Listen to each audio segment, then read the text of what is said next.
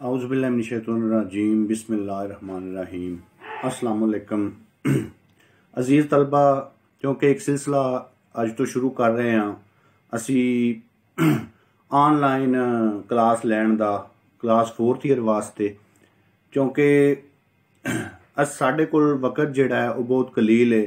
तो साड़ी ये भी कोशिश होगी कि असी जिन्ने भी लैक्चर मैं डिलीवर करांगा तुहानू, तुसी इन्हां तो इस्तेफादा हासिल करके इन्हां तो फायदा उठा के ते अपना जिहड़ा साले चारम दा कोर्स है उन्होंने तुसी जल्द अज जल्द कवर करते जाओ, नाल ते नाल ही उहदी तैयारी भी होंदी जाए। इस सिलसिले दे विच अज साडा पहला लैक्चर है जो असी कुछ दिन क्लास लैके पढ़ चुके हैं। मैं ये चाहांगा कि मैं इनू नवे सिरे तो शुरू करके ते तुहाडे तक इनू पहुंचा, ताकि एक तरतीब कायम हो जाए, लैक्चर की तरतीब कायम हो जाए, तो तुहानू भी जिहड़ा वो नाल इहदी समझ आउंदी जाए।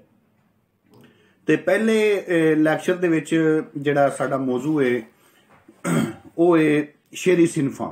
साले चारम दे विच साडा पहला लैक्चर है, तो पहले लैक्चर का मौजू है शेरी सिनफां। शेरी सिनफां दे विच असी पढ़ भी चुके हैं हमद। सब तो पहला जिवें असी साले सोम दे विच पढ़िया सी, असी जिहड़ी भी चीज़ पढ़दे सां वो गज़ल हुंदी सी, नज़म हुंदी सी, दोड़े हुंदे सन, हमद हुंदी सी, नात हुंदी सी, जो भी हुंदी सी, मतलब असी पहला ओदी तारीफ बयान करदे सां। मतलब कि सानू शेरी सिनफ दा पता लग जाए कि शेरी सिनफ की है, क्योंकि तुहानू दस्सिया गया सी कि नज़म दा तारफ, शायर दा जिहड़ा सिनफ दा तारफ, शायर दा तारफ, इस तो इलावा जिहड़ा वो असी ओदी तारीफ लिखनी हुंदी सी कि इह किहड़ी सिनफ है। ठीक है, वो सानू अलहदा नंबर जिहड़े सन तुहानू दस्से सन कि उहदे अलहदा नंबर हुंदे। इस तरह हुण साले चारम दे विच ओह सिनफां जिहड़ियां ने वो बकायदा सानू उन्हां दी डेफिनेशन, तारीफ उन्हां दी करनी है, मिसाल दे के ते सानू ये पेपर दे विच सवाल आवेगा कि फलानियां जिन्नियां थल्ले 3 या 4 दित्तियां ने शेरी सिनफां, इन्हां दे विचों 2 दी तुसी जिहड़ी है वो मुकम्मल उन्हां नू तफसीलन बयान करो ते नाल उन्हां दी मिसाल भी दिओ। इस सिलसिले दे विच असीं आगाज़ करने हमद तो। हमद किनू आखदे ने कि हमद अजेही नज़म, हमद दा मतलब है तारीफ बयान करना। अजेही नज़म जिहदे विच रब ताला दियां शानां, ओहदियां सिफतां, ओहदियां बड़ाइयां वडियाइयां सारियां बयान कीतियां गईयां होण, यानी कि किसे भी रंग च आके, किसे भी रंग च आके, खा वो मखलूक नू तखलीक करन दा रंग है, खा ओहदी वडियाई बयान करनी है, ओहदी मतलब कि कुरान मजीद के हवाले नाल कुछ ओहदियां सिफतां बयान करनियां ने, जिवें भी ओहदे विच ओहदियां सिफतां बयान हुंदियां ने हमद दे विच। ते हमद जदों लिखी जांदी है ओहदे विच रदीफ ते काफिये दा लाजमी ख्याल रखिया जांदा है। ये हमद जिहड़ी है इहनूं तुसीं जिन्ना चाहो लंबा कर सकते हो, जिन्नी चाहे लंबी कर सकते हो हमद, क्योंकि ओहदी शान तुसां बयान करनी है। ओहदी शान बयान करन दे विच जिहड़ा वो अज तक ना ही ते किसे कोलों ओहदा हक अदा होया है ओहदी शान बयान करन दा, ते ना ही कोई हक अदा कर सकदा। पंजाबी दे बड़े शायर होए जिन्हां ने हमदां लिखियां, जिहदे विच मियां मोहम्मद साहब ने बड़ा खूबसूरत अंदाज च क्या कि अव्वल हमद सना इलाही जो मालक हर हर दा, उस दा नाम चितारन वाला कोई मैदान ना हरदा, रहमत दा मी पा खुदाया बाग सुक्का कर हरिया, बूटा आस उम्मीद मेरी दा कर दे मेवे भरिया। इस तरह राकब कसूरी ने भी हमदा लिखिया, मौलवी लुत्फ अली बावलपुरी साहब ने भी हमदा लिखिया। कोई भी शायर है, पंजाबी का शायर है, खा उर्दू का शायर है, जदों वो कोई अपना दीवान लिखदा है, कोई किताब लिखदा है, तो सारे नालों पहला हमद ही लिखी जाती है। गोया बेशुमार ऐसे हमदिया शायर होए जिन्हां ने हमदां लिखियां, ते इहदी खास जिहड़ी तारीफ वो ये होएगी कि जिहदे विच अल्लाह ताला दी वडियाई बयान की जाए, अल्लाह ताला दियां शानां बयान कीतियां जान मंजूम शक्ल विच। रदीफ काफिया लाजमी होवे, बैर शुरू तो लैके अखीर तक एक ही होवे। ठीक है, ते उहनूं की सी आखने हमद। हमद तो बाद अगर अगे चलिए तो फिर जिक्र खुदा करे, जिक्र मुस्तफ़ा ना करे, हमारे मुंह में हो ऐसी जुबान खुदा ना करे। कि नात शरीफ दा नात अजेही सिनफ है जिहदे विच नबी पाक सल्लल्लाहु अलैहि वसल्लम दियां शानां, ਉਹਨਾਂ ਦੀਆਂ ਵਡਿਆਈਆਂ, ਉਹਨਾਂ ਦੀਆਂ ਸਿਫਤਾਂ, ਉਹਨਾਂ ਦੇ ਮਤਲਬ ਕਿ ਕਰਦਾਰ ਪਾਕ, ਸੀਰਤੇ ਪਾਕ, ਆਪ ਸੱਲੱਲਾਹੁ ਅਲੈहि ਵਸੱਲਮ ਦੇ ਜਿਹੜੇ ਸੁਨਤ ਸਾਡੇ ਕੋਲ ਮੌਜੂਦ ਹੈ, ਅਸਵਾਸਨਾ ਜਿਹਨੂੰ ਅਸੀਂ ਆਖਦੇ ਹਾਂ, ਬਿਹਤਰੀਨ ਨਮੂਨਾ ਸਾਡੇ ਵਾਸਤੇ, ਉਹ ਸਾਰੀਆਂ ਗੱਲਾਂ ਨੂੰ ਮਨਜ਼ੂਮ ਸ਼ਕਲ ਦੇ ਵਿੱਚ ਰਦੀਫ ਕਾਫੀਏ ਦੇ ਨਾਲ ਬਿਆਨ ਕਰਨਾ, ਉਹ ਇੱਕ ਨਾਤ ਅਖਵਾਈ ਜਾਂਦੀ। ਨਾਤ ਦਾ ਸਿਲਸਿਲਾ ਜਿਹੜਾ ਹੈ ਉਹ ਬਹੁਤ ਪੁਰਾਣਾ ਹੈ। ਨਬੀ ਪਾਕ ਸੱਲੱਲਾਹੁ ਅਲੈहि ਵਸੱਲਮ ਦੇ ਦੌਰ ਦੇ ਵਿੱਚ ਵੀ ਸਹਾਬਾ ਇਕਰਾਮ ਦੇ ਵਿੱਚ ਕੁਝ ਸ਼ੋਰਾ ਹੈ ਸਨ ਜਿਹੜੇ ਨਬੀ ਪਾਕ ਸੱਲੱਲਾਹੁ ਅਲੈहि ਵਸੱਲਮ ਦੀ ਸ਼ਾਨ ਮੁਬਾਰਕ ਦੇ ਵਿੱਚ ਨਾਤਾਂ ਲਿਖਦੇ ਰਹੇ। ਕੁਝ ਕਿਤਾਬਾਂ ਜਿਹੜੀਆਂ ਮਨਸੂਬ ਨੇ ਹਜ਼ਰਤ ਬੀਬੀ ਫਾਤਮਾ ਤੋਂ ਜ਼ਾਹਰਾ ਅਲੈਹਿਸਲਾਮ ਤੇ ਹਜ਼ਰਤ ਬੀਬੀ ਆਇਸ਼ਾ ਸਦੀਕਾ ਅਲੈਹਿਸਲਾਮ ਦੇ ਨਾਲ ਮਨਸੂਬ ਨੇ, ਉਹਨਾਂ ਕਿਤਾਬਾਂ ਦੇ ਵਿੱਚੋਂ ਸਾਨੂੰ ਇਹ ਪਤਾ ਲੱਗਦਾ ਹੈ ਕਿ ਕੁਝ ਸ਼ੋਰਾ ਐਸੇ ਮੌਜੂਦ ਸਨ ਉਸ ਦੌਰ ਦੇ ਵਿੱਚ ਵੀ ਜਿਹੜੇ ਨਬੀ ਪਾਕ ਸੱਲੱਲਾਹੁ ਅਲੈहि ਵਸੱਲਮ ਦੀ ਸ਼ਾਨ ਦੇ ਵਿੱਚ ਨਾਤਾਂ ਲਿਖਦੇ ਸਨ। ਤੇ ਉਸ ਦੌਰ ਦੇ ਜਿਹੜੇ ਸ਼ਾਇਰ ਹੋਏ, ਹਜ਼ਰਤ ਹਸਾਨ ਬਿਨ ਸਾਬਤ ਰਜ਼ੀ ਅੱਲਾਹ ਤਆਲਾ ਅੰਹੂ ਸ਼ਾਇਰ ਸਨ, ਉਦੋਂ ਦੇ ਮਸ਼ਹੂਰ ਸ਼ਾਇਰ ਸਨ, ਤੇ ਆਪ ਨੇ ਵੀ ਬੇਸ਼ੁਮਾਰ ਨਾਤਾਂ ਨਬੀ ਪਾਕ ਸੱਲੱਲਾਹੁ ਅਲੈहि ਵਸੱਲਮ ਨੂੰ ਦੀ ਸ਼ਾਨ ਵਿੱਚ ਲਿਖੀਆਂ ਤੇ ਆਪ ਨੂੰ ਸੁਣਾਈਆਂ ਵੀ, ਤੇ ਉਹ ਕੁਝ ਕਿਤਾਬਾਂ ਦੇ ਵਿੱਚ ਵੀ ਮੌਜੂਦ ਨੇ ਜਿਹੜੀਆਂ ਪੁਰਾਣੀਆਂ ਕਿਤਾਬਾਂ ਨੇ। ਲਿਹਾਜ਼ਾ ਰਾਕਬ ਕਸੂਰੀ ਸਾਹਿਬ, ਮੌਲਵੀ ਲੁਤਫ ਅਲੀ ਬਾਵਲਪੁਰੀ ਸਾਹਿਬ, ਹਫੀਜ਼ ਤਾਇਬ, ਇਹ ਅੱਜ ਦੇ ਦੌਰ ਦੇ ਜਿਹੜੇ ਨੇ ਉਹ ਸ਼ਾਇਰ ਸਾਡੇ ਕੋਲ ਮੌਜੂਦ ਨੇ, ਜਿਨ੍ਹਾਂ ਦਾ ਕਲਾਮ, ਜਿਹੜੇ ਖਾਸ ਨਾਤਗੋ ਸ਼ਾਇਰ ਹੋਏ, ਜਿਨ੍ਹਾਂ ਆਪਣਾ ਮਨਸਬ ਹਯਾਤ ਜਿਹੜਾ ਸੀ, ਜ਼ਿੰਦਗੀ ਦਾ ਮਕਸਦ ਜਿਹੜਾ ਸੀ, ਉਹ ਸਿਰਫ ਨਾਤ ਲਿਖਣਾ ਹੀ ਉਹਨਾਂ ਸਮਝਿਆ ਕਿ ਨਾਤ ਹੀ ਉਹਨਾਂ ਸਾਰੀ ਜ਼ਿੰਦਗੀ ਲਿਖੀ, ਉਹ ਕਿਸੇ ਵੀ ਹੋਰ ਸਿੰਫ ਵੱਲ ਨਹੀਂ ਟੁਰੇ। ਇਸੇ ਤਰ੍ਹਾਂ ਸਾਡੇ ਕੋਲ ਜਿਹੜਾ ਹੈ ਉਹ ਪੰਜਾਬੀ ਜ਼ੁਬਾਨ ਤੇ ਅਦਬ ਦੀ ਪੜਚੋਲ ਕੀਤਿਆਂ ਪਤਾ ਲੱਗਦਾ ਹੈ ਕਿ ਪੰਜਾਬੀ ਦੇ ਹਰ ਲਖਾਰੀ ਨੇ ਥੋੜਾ ਥੋੜਾ ਜਿਹੜਾ ਹੈ ਉਹ ਥੋੜੇ ਬਹੁਤ ਨਾਤੀਆ ਸ਼ੇਰ ਜਿਹੜੇ ਨੇ ਉਹ ਕਹਿਣ। ਠੀਕ ਹੈ, ਕੁਝ ਗੈਰ ਮੁਸਲਿਮ ਸ਼ੋਰਾ ਵੀ ਸਾਹਮਣੇ ਆਏ ਨੇ, ਜਿਵੇਂ ਇੱਕ ਸ਼ਾਇਰ ਸੀ ਦਿਲੂ ਰਾਮ ਕੋਸਰੀ, ਇੰਡੀਆ ਦਾ ਹੋਇਆ, ਉਹਨੇ ਉਰਦੂ 'ਚ ਵੀ ਨਾਤਾਂ ਲਿਖੀਆਂ, ਪੰਜਾਬੀ 'ਚ ਵੀ ਨਾਤਾਂ ਲਿਖੀਆਂ। ਉਹਨੇ ਕਿਹਾ ਕਿ ਕੁਛ ਇਸ਼ਕੇ ਪੈਗੰਬਰ में नहीं शर्ते मुसलमान, ए कोसरी हिंदू भी तलबगारे मोहम्मद, कि आप सल्लल्लाहु अलैहि वसल्लम रहमतुल लिल आलमीन सन, रहमतुल लिल मुस्लिमीन नहीं सन, मुसलमाना वास्ते रहमत नहीं सन, वो कुल कायनात वास्ते रहमत सन, सारे जहाना वास्ते रहमत सन। ते आप दी शान जिहड़ी है ਉਹਦੇ ਵਿੱਚ ਰੱਬ ਵੀ ਜਿਹੜਾ ਉਹ ਫਰਿਸ਼ਤਿਆਂ ਦੀ ਵੀ ਡਿਊਟੀ ਹੈ ਦਰੂਦ ਪੜ੍ਹਨ ਦੀ, ਰੱਬ ਵੀ ਦਰੂਦ ਪਾਕ ਭੇਜਦਾ ਨਬੀ ਪਾਕ ਸੱਲੱਲਾਹੁ ਅਲੈहि ਵਸੱਲਮ ਤੇ ਹਰ ਚੀਜ਼ ਜਿਹੜੀ ਹੈ ਉਹ ਆਪ ਸੱਲੱਲਾਹੁ ਅਲੈहि ਵਸੱਲਮ ਤੇ ਦਰੂਦ ਪਾਕ ਪੜ੍ਹਦੀ। ਜਿਵੇਂ ਹੁਣ ਤੁਹਾਡੇ ਸਿਲੇਬਸ ਦੇ ਵਿੱਚ ਦਿੱਤਾ ਹੈ, ਜਦੋਂ ਵੀ ਇਹ ਸਾਰੀਆਂ ਗੱਲਾਂ ਜਿਹੜੀਆਂ ਨੇ ਇਹ ਜਦੋਂ ਤੁਸੀਂ ਸਿਨਫ ਉਹ ਲਿਖਣੀ ਹੈ, ਨਾਤ ਅਗਰ ਆ ਜਾਂਦੀ ਹੈ ਕਿ ਨਾਤ ਤੇ ਨਾਤੀਆ ਸਿਨਫ ਜਿਹੜੀ ਹੈ, ਸ਼ੇਰੀ ਸਿਨਫ ਨਾਤ ਜਿਹੜੀ ਹੈ ਉਹਨੂੰ ਬਿਆਨ ਕਰੋ, ਤੇ ਤੁਸੀਂ ਇਹ ਸਾਰੀਆਂ ਗੱਲਾਂ ਉਹਦੇ ਵਿੱਚ ਕਰਨੀਆਂ। ਤੇ ਨਾਲ ਅਖੀਰ ਤੇ ਉਹ 2-4 ਸ਼ੇਰ ਜਿਹੜੇ ਨੇ ਪੰਜਾਬੀ ਦੇ ਉਹ ਮਿਸਾਲ ਦੇ ਤੌਰ ਤੇ ਤੁਸੀਂ ਉਹਨਾਂ ਨੂੰ ਬਿਆਨ ਕਰਨਾ ਹੈ ਕਿ ਤੁਸੀਂ ਦੇ ਇੱਕ ਇਸ਼ਾਰੇ ਨਾਲ ਸੂਰਜ ਪਰਤ ਆਉਂਦਾ ਏ, ਤੁਹਾਡੀ ਠੋਕਰਾਂ ਵਿੱਚ ਨੇ ਸਿਤਾਰੇ ਯਾ ਰਸੂਲ ਅੱਲਾ, ਗੁਨਾਹਗਾਰਾਂ ਦੀ ਸਿਫਾਰਿਸ਼ ਲਈ ਤੁਹਾਡੀ ਆਸ ਕਾਫੀ ਏ, ਕਰਾਂ ਕੀ ਹੋਰ ਇਦੋਂ ਵੱਧ ਕੇ ਚਾਰੇ ਯਾ ਰਸੂਲ ਅੱਲਾ, ਤੁਹਾਡੇ ਮੂੰਹ ਅਕਵਾਲ ਫੁੱਲਾਂ ਵਾਂਗ ਖਿਰਦੇ ਜੇ, ਉਹ ਅੱਜ ਤੱਕ ਸਾਂਭੀ ਫਿਰਦੇ ਨੇ ਫੁਲੇਰੇ ਯਾ ਰਸੂਲ ਅੱਲਾ। ਇੰਜ ਕਰਕੇ ਕੋਈ ਨਾ ਕੋਈ ਪੰਜਾਬੀ ਦਾ ਜਿਹੜਾ ਨਾਤੀਆ ਸ਼ੇਰ ਨੇ ਉਹ ਤੁਸੀਂ ਜਦੋਂ ਨਾਤ ਨੂੰ ਬਿਆਨ ਕਰਨਾ ਹੈ, ਨਾਤ ਦੀਆਂ ਤਾਰੀਫਾਂ ਲਿਖਣੀਆਂ ਨੇ, ਸ਼ਾਇਰਾਂ ਦੇ ਬਾਰੇ ਲਿਖਣਾ ਹੈ, ਤੇ ਉਹ ਤੁਸੀਂ ਮਿਸਾਲ ਦੇ ਵਿੱਚ ਬਿਆਨ ਕਰਨਾ ਹੈ। ਇਹ ਤਾਂ ਸਨ ਸ਼ੇਰੀ ਸਿਨਫਾਂ ਹਮਦ ਤੇ ਨਾਤ। ਉਸ ਤੋਂ ਬਾਅਦ ਅਸੀਂ ਨਾਲ ਚਲਾਵਾਂਗੇ ਪਹਿਲਿਆਂ ਆਪਣੇ ਜਿਹੜੇ ਪਹਿਲੇ ਲੈਕਚਰ ਹੋਣਗੇ ਸਾਡੇ, ਉਹਦੇ ਜਿਵੇਂ ਅਸੀਂ ਕਲਾਸ ਦੇ ਵਿੱਚ ਸ਼ੁਰੂ ਕੀਤਾ ਸੀ ਉਵੇਂ ਨਾਲ ਅਸੀਂ ਚਲਾਵਾਂਗੇ ਅਖਾਣ। ਅਖਾਣ ਉਰਦੂ ਦੇ ਵਿੱਚ ਜ਼ਰਬੁਲ ਮਿਸਲ ਜਿਹਨੂੰ ਤੁਸੀਂ ਆਖਦੇ ਹੋ, ਜਦੋਂ ਬਈ ਆਮ ਰਿਵਾਜ ਦੁਨੀਆ ਦਾ ਕਿ ਗੱਲ ਕਰਦੇ ਹੋਈਏ ਤੇ ਕੋਈ ਨਾ ਕੋਈ ਮਿਸਾਲ ਦਿੱਤੀ ਜਾਂਦੀ ਹੈ ਵੀ ਸਿਆਣੇ ਸਹੀ ਆਖ ਗਏ ਨੇ, ਉਹ ਸਿਆਣੇ ਕੀ ਆਖ ਗਏ ਨੇ, ਉਹਨਾਂ ਸਿਆਣੀਆਂ ਦੀਆਂ ਜਿਹੜੀਆਂ ਗੱਲਾਂ ਸਨ ਉਹ ਅਮਰ ਹੋ ਗਈਆਂ, ਉਹਨਾਂ ਦੀਆਂ ਕੀਤੀਆਂ ਗੱਲਾਂ ਅਮਰ ਹੋ ਗਈਆਂ, ਤੇ ਅੱਜ ਵੀ ਸਾਡੇ ਵਾਸਤੇ ਜਿਹੜੀਆਂ ਨੇ ਉਹ ਮੌਜੂਦ ਨੇ, ਮਿਸਾਲ ਦੇਣ ਵਾਸਤੇ, ਗੱਲ ਨੂੰ ਮਜ਼ਬੂਤ ਬਣਾਉਣ ਵਾਸਤੇ, ਆਪਣੀ ਗੱਲ ਦੇ ਵਿੱਚ ਤਾਕਤ ਪੈਦਾ ਕਰਨ ਵਾਸਤੇ ਕੋਈ ਨਾ ਕੋਈ ਜ਼ਰਬੁਲ ਮਿਸਲ ਜਾਂ ਪੰਜਾਬੀ 'ਚ ਅਖਾਣ ਜਿਹੜਾ ਉਹਨੂੰ ਦੇ ਦੇਣਾ, ਉਸ ਹਵਾਲੇ ਨਾਲ ਜਿਹੜਾ ਮੌਜੂ ਛਿੜਿਆ ਹੈ ਉਹਦੇ ਮੁਤਾਬਕ ਅਖਾਣ ਨੂੰ ਉੱਥੇ ਬਿਆਨ ਕਰ ਦੇਣਾ, ਹੀ ਇਹ ਅਖਾਣ ਅਖਵਾਇਆ ਜਾਂਦਾ ਤੇ ਸਿਆਣੀ ਗੱਲ ਅਖਵਾਈ ਜਾਂਦੀ। ਠੀਕ ਹੈ, ਅਸੀਂ ਤੁਹਾਡੀ ਕਿਤਾਬ ਪੰਜਾਬੀ ਰੰਗ ਦੇ ਸਫਾ ਨੰਬਰ 346 ਤੋਂ ਸ਼ੁਰੂ ਕਰਾਂਗੇ ਕਿ ਆਪ ਬੀਬੀ ਕੋਕਾਂ ਤੇ ਮਿਹਣੇ ਦੇਵੇ ਲੋਕਾਂ, ਯਾਨੀ ਆਪਣੇ ਐਬਾਂ ਨੂੰ ਦੂਜਿਆਂ ਦੇ ਮੱਥੇ ਲਾਣਾ, ਆਪ ਬੁਰਾ ਕੰਮ ਕਰ ਲੈਣਾ, ਆਪ ਬੁਰਾਈ ਕਰ ਲੈਣਾ ਤੇ ਉਹ ਜਿਹੜੀ ਉਹ ਅਗਲੇ ਦੇ ਮੱਥੇ ਮਾਰ ਦੇਣਾ ਵੀ ਇਹ ਤੂੰ ਕੀਤੀ। ਇਹ ਉੱਥੇ ਬੋਲਿਆ ਜਾਂਦਾ ਹੈ ਕਿ ਆਪ ਬੀਬੀ ਕੋਕਾਂ ਦੇ ਮਿਹਣੇ ਦੇਵੇ ਲੋਕਾਂ। ਆਪ ਕਾਜ ਮਹਾਕਾਜ, ਆਪਣੇ ਹੱਥ ਨਾਲ ਕੀਤਾ ਹੋਇਆ ਕੰਮ ਜਿਹੜਾ ਉਹ ਚੰਗਾ ਹੁੰਦਾ, ਉਹ ਤਸੱਲੀ ਹੋ ਜਾਂਦੀ ਇਨਸਾਨ ਨੂੰ ਕਿ ਇੱਕ ਅਗਰ ਇਨਸਾਨ ਨੇ ਕਿਧਰੇ ਕੋਈ ਚੀਜ਼ ਘੱਲਣੀ, ਉਹ ਕਿਸੇ ਦੇ ਹੱਥ ਘੱਲੇਗਾ ਤੇ ਜਿੰਨੀ ਦੇਰ ਤੱਕ ਅਗਲੇ ਪਾਸਿਓਂ ਉਹਨੂੰ ਇਤਲਾਹ ਨਹੀਂ ਆਵੇਗੀ ਕਿ ਚੀਜ਼ ਪਹੁੰਚ ਗਈ, ਉਨੀ ਦੇਰ ਤੱਕ ਉਹਦੇ ਅੰਦਰ ਤਸੱਲੀ ਮਚੀ ਰਹੇਗੀ। ਤੇ ਇਹ ਹੀ ਅਗਰ ਕੋਈ ਚੀਜ਼ ਤੁਸੀਂ ਆਪ ਪੜਾ ਆਉਂਦੇ ਹੋ ਕਿਧਰੇ ਜਾ ਕੇ, ਆਪ ਦੇ ਆਉਂਦੇ ਹੋ, ਤੇ ਉਹ ਜਿਹੜੀ ਹੈ ਉਹ ਜ਼ਿਆਦਾ ਅਹਿਮ ਤੁਹਾਡੇ ਵਾਸਤੇ ਹੋ ਜਾਏਗੀ, ਸੌਖੀ ਹੋ ਜਾਏਗੀ ਕਿ ਆਪ ਕਾਜ ਮਹਾਕਾਜ, ਯਾਨੀ ਆਪਣੇ ਹੱਥ ਨਾਲ ਕੀਤਾ ਹੋਇਆ ਕੰਮ ਜਿਹੜਾ ਉਹ ਜ਼ਿਆਦਾ ਬਿਹਤਰ ਹੁੰਦਾ।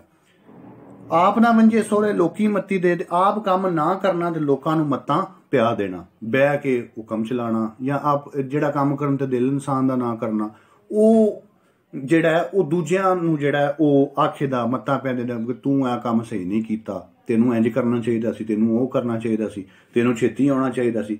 ਬਈ ਆਪ ਜਿਹੜਾ ਉਹ ਬਿਲਕੁਲ ਹੀ ਆ ਰਹੀ ਹੈ ਕੰਮ ਕਰਨ ਤੋਂ, ਤੇ ਅਗਲਿਆਂ ਨੇ ਜਿਹੜਾ ਉਹ ਜ਼ੋਰ ਦਿੰਦਾ ਪਿਆ ਵੀ ਆਪ ਤੁਸੀਂ ਜਿਹੜੇ ਉਹ ਕਿਉਂ ਇੰਜ ਕੀਤਾ। ਆਪ ਹੋਵੇ ਤਕੜੀ ਤੇ ਕਿਉਂ ਲੱਗੇ ਫਕੜੀ, ਜੀ ਬੰਦਾ ਜੇ ਆਪ ਕਰਦਾਰ ਵਾਲਾ ਹੋਵੇ ਤੇ ਕੋਈ ਉਹਨੂੰ ਬਦਨਾਮੀ ਨਹੀਂ ਲਾ ਸਕਦਾ, ਕਿਸੇ ਕੀਮਤ ਉਹਨੂੰ ਬਦਨਾਮੀ ਨਹੀਂ ਲੱਗ ਸਕਦੀ। ਜੇ ਤੁਸੀਂ ਆਪ ਸੁੱਚੇ ਹੋ, ਅੰਦਰੋਂ ਸਾਫ਼ ਹੋ, ਦਿਲ ਸਾਫ਼ ਹੈ, ਜ਼ਿਹਨ ਸਾਫ਼ ਹੈ, ਤੇ ਫਿਰ ਕੋਈ ਵੀ ਜਿਹੜਾ ਉਹ ਤੁਹਾਨੂੰ ਬਦਨਾਮੀ ਨਹੀਂ ਲਾ ਸਕਦਾ। ਜਿਸ ਬੰਦੇ ਵੱਲ ਕੋਈ ਵੇਲ ਨਾ ਹੋਵੇ ਉਹਦੇ ਉੱਤੇ ਕੋਈ ਬੰਦਾ ਇਲਜ਼ਾਮ ਜਾਂ ਤੋਹਮਤ ਲਾਉਣ ਦੀ ਜ਼ਰੂਰਤ ਨਹੀਂ ਕਰ ਸਕਦਾ। ਆਪੇ ਜੁਮਾ ਜੰਜ ਨਾਲ, ਕਿ ਦੂਜਿਆਂ ਦੇ ਕੰਮ ਕਾਜ ਵਿੱਚ ਬੁਲਾਇਆ ਬਗੈਰ ਹੀ ਸ਼ਾਮਲ ਹੋ ਜਾਣ। ਗਮੀ ਦੇ ਵਿੱਚ ਤੇ ਇਨਸਾਨ ਦਾ ਫਰਜ਼ ਬਣਦਾ ਹੈ ਕਿ ਉਹ ਹਰ ਇੱਕ ਦੇ ਦੁੱਖ ਦਰਦ ਦੇ ਵਿੱਚ ਜਿਹੜਾ ਉਹ ਸ਼ਾਮਲ ਹੋਵੇ, ਜਾ ਕੇ ਉਹਦਾ ਦੁੱਖ ਵੰਡਾਏ। ਲੇਕਿਨ ਖੁਸ਼ੀ ਦਾ ਕੰਮ ਜਿਹੜਾ ਉਹਦੇ ਵਿੱਚ ਬੰਦਾ ਓਪਰਾ ਲੱਗਦਾ ਹੈ, ਆਪ ਜਾਏ ਤੇ ਓਪਰਾ ਲੱਗਦਾ ਹੈ ਬਗੈਰ ਬੁਲਾਇਆ, ਯਾਨੀ ਕਿ ਬਗੈਰ ਬੁਲਾਇਆ ਹੀ ਕਿਸੇ ਦੇ ਕੰਮ ਵਿੱਚ ਜਾ ਕੇ ਜਿਹੜਾ ਸ਼ਾਮਲ ਹੋ ਜਾਣਾ, ਉੱਥੇ ਖਾਨ ਦਿੱਤਾ ਜਾਂਦਾ ਹੈ ਕਿ ਆਪੇ ਜੁਮਾ ਜੰਜ ਨਾ। ਆਟਾ ਗੁਣ ਦੀ ਹਿਲਦੀ ਕਿਉਂ ਹੈ, ਮਤਲਬ ਕਿਸੇ ਦੇ ਕੰਮ ਵਿੱਚ ਐਵੇਂ ਨੁਕਸ ਪਿਆ ਕੱਢਣਾ, ਬਈ ਬਗੈਰ ਕਿਸੇ ਮਕਸਦ ਤੋਂ ਅਗਲਾ ਕੰਮ ਜੋ ਕਰਦਾ ਪਿਆ ਤੇ ਉਹਨੂੰ ਕਰਨ ਦੇਣਾ, ਕਿ ਉਹਦੇ ਵਿੱਚ ਖਾਮਖਾ ਟੰਗ ਅੜਾਣਾ ਕਿ ਆਟਾ ਗੁਣ ਦੀ ਹਿਲਦੀ। ਉਹਨੇ ਕਿਉਂ ਆਟਾ ਜਿਹੜਾ ਗੁੰਨਿਆ ਜਾਂਦਾ ਹੈ ਉਹ ਹਿੱਲ ਕੇ ਗੁੰਨਿਆ ਜਾਂਦਾ, ਠੀਕ ਹੈ। ਕੋਈ ਵੀ ਕੰਮ ਕੀਤਾ ਜਾਂਦਾ ਤੇ ਉਹ ਕਰਿਆ ਕੀਤਾ ਜਾਂਦਾ, ਯਾਨੀ ਟਿੱਬਾ ਟੋਇਆ ਇੱਕ ਬਰਾਬਰ, ਕਰਿਆ ਹੋਇਆ ਇੱਕ ਬਰਾਬਰ, ਕਿ ਇਹ ਇੱਕ ਲੈਵਲ ਬਣ ਜਾਂਦਾ ਕਿ ਜਿਹੜਾ ਕੰਮ ਕੀਤਾ ਨਾ ਕੀਤਾ ਇੱਕੋ ਜਿਹਾ ਆਉਂਦੇ ਨੇ, ਠੀਕ ਹੈ। ਤੇ ਜਿਹੜਾ ਕਰਦਾ ਪਿਆ ਉਹਨੂੰ ਉੱਤੋਂ ਜਿਹੜਾ ਉਹ ਇਹ ਗੱਲ ਆਖ ਕੇ ਟੋਕਣਾ ਕਿ ਤੂੰ ਜਿਹੜਾ ਮਤਲਬ ਕਿ ਇੰਜ ਕੰਮ ਸਹੀ ਨਹੀਂ ਕਰਦਾ ਪਿਆ, ਆਟਾ ਗੁਣ ਦੀ ਹਿਲਦੀ ਕਿਉਂ, ਉੱਥੇ ਖਾਨ ਬੋਲਿਆ ਜਾਂਦਾ। ਆਦਰ ਤੇਰੀ ਚਾਦਰ ਨੂੰ ਨਵਾਲਾ ਤੇਰੇ ਗਹਿਣੇ ਨੂੰ, ਕਿ ਇਨਸਾਨ ਦੀਆਂ ਖੂਬੀਆਂ ਵੇਖਣ ਦੀ ਬਜਾਏ ਉਹਦੇ ਜ਼ਾਹਰੀ ਠਾਠ ਪਾਠ ਵੱਲ ਵੇਖਣਾ, ਉਹਨੂੰ ਇਸ ਤੋਂ ਇੱਜ਼ਤ ਦੇਣਾ ਕਿ ਇੱਕ ਮਾਲਦਾਰ ਸਾਮੀ, ਉਹਨੂੰ ਇਸ ਤੋਂ ਉਹਦੀ ਤਾਰੀਫ ਬਿਆਨ ਕਰਨਾ, ਉਹਦੇ ਗੋਡੇ ਘੁੱਟਣਾ, ਉਹਨੂੰ ਇੱਜ਼ਤ ਪੱਤ ਦੇਣਾ ਕਿ ਉਹ ਜਿਹੜਾ ਉਹ ਇੱਕ ਅਮੀਰ ਆਦਮੀ, ਠੀਕ ਹੈ। ਉਹਦਾ ਕਰਦਾਰ ਵੇਖ ਕੇ ਉਹਦੀਆਂ ਸ਼ਾਨਾਂ ਜਾਂ ਉਹਦੀ ਸ਼ਾਨ ਦੇ ਵਿੱਚ ਮਤਲਬ ਕਿ ਗੱਲਾਂ ਨਹੀਂ ਕੀਤੀਆਂ ਜਾਂਦੀਆਂ, ਸਿਰਫ ਉਹਦੀ ਮਾਲੋ ਦੌਲਤ ਜ਼ਾਹਰੀ ਠਾਠ ਵੇਖ ਕੇ ਉਹਨੂੰ ਆਖਿਆ ਜਾਂਦਾ, ਉੱਥੇ ਖਾਨ ਬੋਲਿਆ ਜਾਂਦਾ। ਆਦਰ ਤੇਰੀ ਚਾਦਰ ਨੂੰ ਨਵਾਲਾ ਤੇਰੇ ਗਹਿਣੇ। ਆਦਮੀਆਂ ਨੂੰ ਆਦਮੀ ਮਿਲਦੇ ਨੇ, ਖੂਹਾਂ ਨੂੰ ਖੂਹ ਨਹੀਂ ਮਿਲਦੇ, ਇਨਸਾਨਾਂ ਨੂੰ ਇਨਸਾਨ ਮਿਲਦੇ ਨੇ, ਖੂਹਾਂ ਨੂੰ ਖੂਹ ਨਹੀਂ ਮਿਲਦੇ। ਮਤਲਬ ਕਿ ਬੰਦਿਆਂ ਜਿਹੜਾ ਉਹ ਅਗਰ ਵਿਛੜ ਵੀ ਜਾਏ ਤੇ ਕਿਸੇ ਨਾ ਕਿਸੇ ਮੌਕੇ ਤੇ ਕਿਸੇ ਨਾ ਕਿਸੇ ਜਗ੍ਹਾ ਤੇ ਕਦੀ ਨਾ ਕਦੀ ਜਿਹੜਾ ਉਹ ਮਿਲ ਹੀ ਪੈਂਦਾ। ਜਿਹੜੇ ਖੂਹ ਨੇ ਉਹਨਾਂ ਖੂਹਾਂ ਨੇ ਤੇ ਚੱਲ ਕੇ ਇੱਕ ਦੂਜੇ ਨੂੰ ਨਹੀਂ ਮਿਲਣਾ। ਆਪਣਾ ਮਾਰੇਗਾ ਤੇ ਛਾਵੇਂ ਸੱਟੇਗਾ। ਆਪਣਾ ਜਿਹੜਾ ਉਹ ਆਪਣਿਆਂ ਤੇ ਇੰਨਾ ਕੁ ਹੁੰਦਾ ਹੈ ਕਿ ਯਾਰ ਖੂਨ ਹੈ, ਰਿਸ਼ਤਾ ਹੈ, ਇੱਕ ਤਲਕ ਹੈ। ਇਸ ਤਲਕ ਦੀ ਬਣਾ ਤੇ ਅਗਰ ਜੇ ਇਹ ਮਾਰੇਗਾ, ਕਮ ਸੇ ਕਮ ਪਹਿਲਾਂ ਤੇ ਆਪਣਾ ਮਾਰਦਾ ਨਹੀਂ, ਜੇ ਆਪਣਾ ਮਾਰਨ ਤੇ ਆ ਜਾਏ ਤੇ ਕੁਝ ਨਾ ਕੁਝ ਲਿਹਾਜ਼ ਕਰ ਜਾਂਦਾ ਹੈ। ਉੱਥੇ ਖਾਨ ਬੋਲਿਆ ਜਾਂਦਾ ਹੈ ਕਿ ਆਪਣਾ ਮਾਰੇਗਾ ਤੇ ਛਾਵੇਂ ਛੱਟੇਗਾ।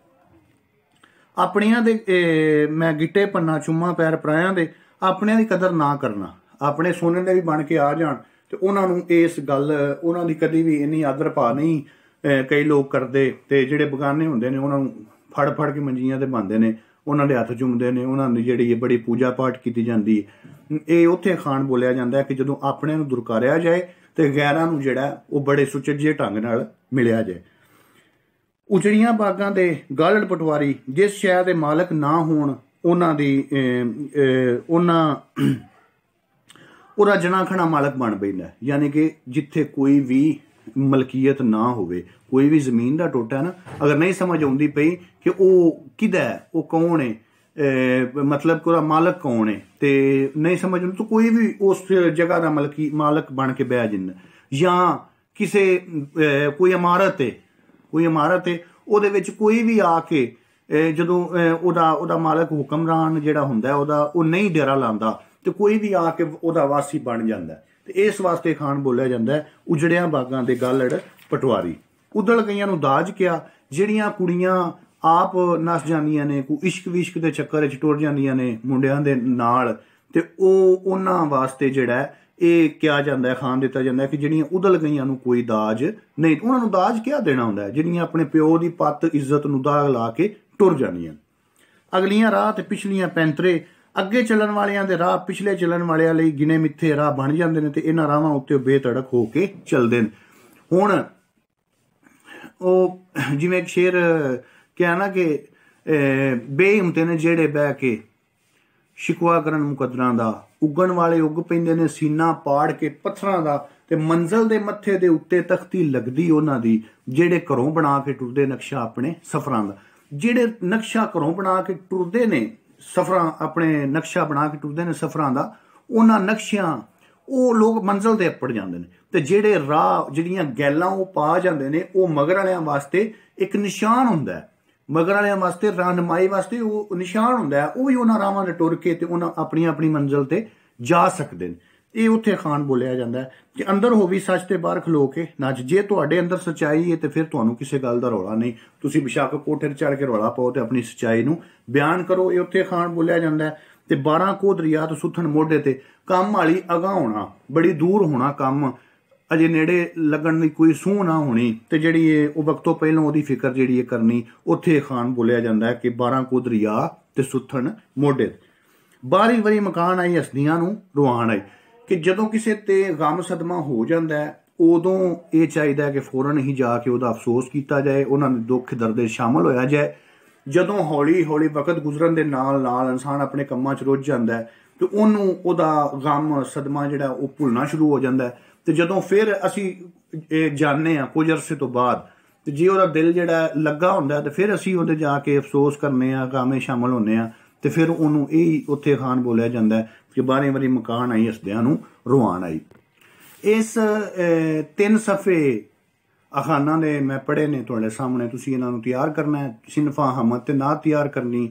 ਇਹਦੇ ਨਾਲ ਜਿਹੜਾ ਇੱਕ ਮਜ਼ਮੂਨ ਹੈ ਮਨ ਮੋਣਾ ਸੂਫੀ ਸ਼ਾਇਰ ਬਾਬਾ ਫਰੀਦ ਗੰਜ ਸ਼ਕਰ ਰਹਿਮਤੁल्लाह अलैह, ਆਪ ਦੀ ਹਯਾਤੀ ਦੇ ਹਾਲਾਤ, ਆਪ ਮੁਰੀਦ ਕਿਨਾਂ ਦੇ ਹੋਏ, ਆਪ ਨੇ ਰਿਆਜ਼ਤ ਇਬਾਦਤ ਕਿਸ ਤਰੀਕੇ ਨਾਲ ਕੀਤੀ, ਠੀਕ ਹੈ, ਆਪ ਨੇ ਕਿੰਨੀ ਦੇਰ ਤੱਕ ਰਿਆਜ਼ਤ ਕੀਤੀ, ਕਿਹਦੇ ਹੱਥ ਤੇ ਬੈਤ ਕੀਤੀ, ਕਿਸ ਤਰ੍ਹਾਂ ਮੁਰੀਦ ਹੋਏ, ਪੈਦਾ ਕਿੱਥੇ ਹੋਏ, ਆਪਦੇ ਵਾਲਦੇ ਮੁਹਤਰਮ ਦਾ ਕੀ ਨਾਂ ਸੀ, ਵਾਲਦਾ ਮੁਹਤਰਮਾਂ ਦਾ ਕੀ ਨਾਂ ਸੀ, ਇਹ ਸਾਰੀਆਂ ਗੱਲਾਂ।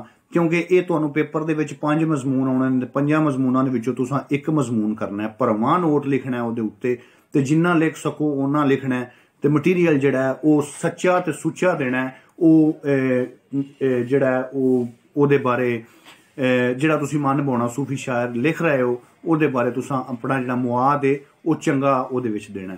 ਨਾਲ ਤੁਸੀਂ ਇਹ ਇੱਕ ਮਜ਼ਮੂਨ ਤਿਆਰ ਕਰਨਾ ਹੈ, ਮੇਰਾ ਮਨ ਬਾਉਣਾ ਸੂਫੀ ਸ਼ਾਇਰ ਬਾਬਾ ਫਰੀਦ ਰਹਿਮਤੁल्लाह अलैह। ਹੁਣ ਤੁਹਾਡੇ ਸਾਹਮਣੇ ਅੱਜ ਦੇ ਲੈਕਚਰ ਦੇ ਵਿੱਚ 2 ਸਿਨਫਾਂ, ਸ਼ੇਰੀ ਸਿਨਫਾਂ ਹਮਦ ਤੇ ਨਾਤ ਤਫਸੀਲਨ ਬਿਆਨ ਕੀਤੀਆਂ ਮਿਸਾਲ ਦੇ ਕੇ। ਇਸ ਦੇ ਨਾਲ 3 ਸਫ਼ੇ ਖਾਨਾਂ ਦੇ ਬਿਆਨ ਕੀਤੇ, ਜਿਸ ਤਰੀਕੇ ਨਾਲ ਉਹਨਾਂ ਦਾ ਇਸਤੇਮਾਲ ਹੈ, ਉਹਨਾਂ ਦੀ ਵਰਤੋਂ ਹੈ, ਉਹਨਾਂ ਵਰਤੋਂ ਕਿੱਥੇ ਵਰਤਣਾ ਅਸਾਂ, ਠੀਕ ਹੈ। ਤੇ ਇਹਦੇ ਨਾਲ ਹੀ ਇੱਕ ਜਿਹੜਾ ਮਨ ਪਾਉਣਾ ਸੂਫੀ ਸ਼ਾਇਰ ਬਾਬਾ ਫਰੀਦ ਗੰਜ ਸ਼ਕਰ ਰਹਿਮਤੁल्लाह अलैह, ਇਹ ਤੁਸੀਂ ਪੁੱਤਰ ਤਿਆਰ ਕਰਨਾ ਆਪਣਾ ਜਿਹੜਾ ਉਹ ਅੱਜ ਦਾ ਪਹਿਲਾ ਲੈਕਚਰ, ਤੇ ਇਹਨੂੰ ਨਾਲੋਂ ਨਾਲ ਤਿਆਰ ਕਰਦੇ ਜਾਓਗੇ ਤੇ ਤੁਹਾਡੀ ਤਿਆਰੀ ਬਿਹਤਰ ਹੁੰਦੀ ਜਾਏਗੀ। ਮੇਰੀ ਕੋਸ਼ਿਸ਼ ਹੋਵੇਗੀ ਕਿ ਮੈਂ ਤੁਹਾਨੂੰ ਤਫਸੀਲਨ ਸਮਝਾਵਾਂ, ਤਫਸੀਲਨ ਲੈਕਚਰ ਤੁਹਾਡਾ ਬਿਆਨ ਕਰਾਂ, ਤੇ ਤੁਹਾਨੂੰ ਜਿਹੜਾ ਉਹਦੇ ਤੋਂ ਜ਼ਿਆਦਾ ਫਾਇਦਾ ਵੀ ਮਿਲੇ ਤੇ ਤੁਹਾਨੂੰ ਸਮਝ ਵੀ ਆਵੇ। ਤੇ ਤਿਆਰ ਕਰਨਾ ਪੁੱਤਰ ਤੁਹਾਡਾ ਕੰਮ ਹੈ। ਆਪਣੇ ਆਪ ਨੂੰ ਇੰਜ ਦਾ ਤਿਆਰ ਕਰੋ ਕਿ ਤੁਹਾਨੂੰ ਦੁਬਾਰਾ ਜਦੋਂ ਰਿਵੀਜ਼ਨ ਕਰੋ ਤੇ ਤੁਹਾਨੂੰ ਹਰ ਚੀਜ਼ ਜਿਹੜੀ ਹੈ ਪੱਕੀ ਪੀੜੀ ਯਾਦ ਹੋਵੇ ਤੇ ਤੁਹਾਡੇ ਜ਼ਿਹਨ ਨਸ਼ੀਨ ਹੋ ਜਾਏ। ਇਸੇ ਤਰ੍ਹਾਂ ਰੋਜ਼ ਦਾ ਲੈਕਚਰ ਹੋਇਆ ਕਰੇਗਾ। ਲੈਕਚਰ ਜਿਹੜਾ ਉਹਨੂੰ ਤੁਸੀਂ ਮੇਰੇ ਚੈਨਲ ਨੂੰ ਫਾਲੋ ਕਰੋ, ਸਬਸਕ੍ਰਾਈਬ ਕਰੋ, ਲਾਈਕ ਕਰੋ, ਸ਼ੇਅਰ ਕਰੋ ਤੇ ਸਾਰੇ ਲੋਕ ਸਬਸਕ੍ਰਾਈਬ ਕਰੋ, ਤਾਂ ਕਿ ਜਿਹੜਾ ਮੈਂ ਲਿੰਕ ਗਰੁੱਪ ਦੇ ਵਿੱਚ ਭੇਜਾਂਗਾ ਉਸ ਲਿੰਕ ਤੇ ਤੁਸੀਂ ਕਲਿੱਕ ਕਰੋਗੇ ਤਾਂ ਤੁਹਾਡੇ ਸਾਹਮਣੇ ਵੀਡੀਓ ਚੱਲ ਜਾਏਗੀ। ਇੰਨੀ ਜ਼ਿਆਦਾ ਵੀਡੀਓ ਜਿਹੜੀ ਵੱਡੀ ਹੁੰਦੀ ਹੈ, ਮਤਲਬ 20-22 ਮਿੰਟ ਦੀ ਵੀਡੀਓ ਜਿਹੜੀ ਹੁੰਦੀ ਹੈ, ਉਹਨੂੰ ਪੁੱਤਰ WhatsApp ਕਰਨਾ ਜਿਹੜਾ ਉਹ ਮੁਸ਼ਕਲ ਹੋ ਜਾਂਦਾ। ਉਹਦਾ ਆਸਾਨ ਤਰੀਕਾ ਇਹ ਹੀ ਹੈ ਕਿ ਤੁਸੀਂ ਜਿਹੜਾ ਉਹ ਲਿੰਕ ਤੇ ਕਲਿੱਕ ਕਰੋਗੇ ਤੇ ਸਾਹਮਣੇ ਤੁਹਾਡੇ ਵੀਡੀਓ ਚੱਲ ਜਾਏਗੀ। ਉਮੀਦ ਕਰਨਾ ਕਿ ਅੱਜ ਦਾ ਲੈਕਚਰ ਤੁਹਾਨੂੰ ਸਮਝ ਆ ਗਿਆ ਹੋਵੇਗਾ। ਆਪਣੀਆਂ ਦੁਆਵਾਂ 'ਚ ਯਾਦ ਰੱਖਿਆ ਜੇ। ਬਹੁਤ ਮਿਹਰਬਾਨੀ। ਅੱਲਾ ਹਾਫਿਜ਼।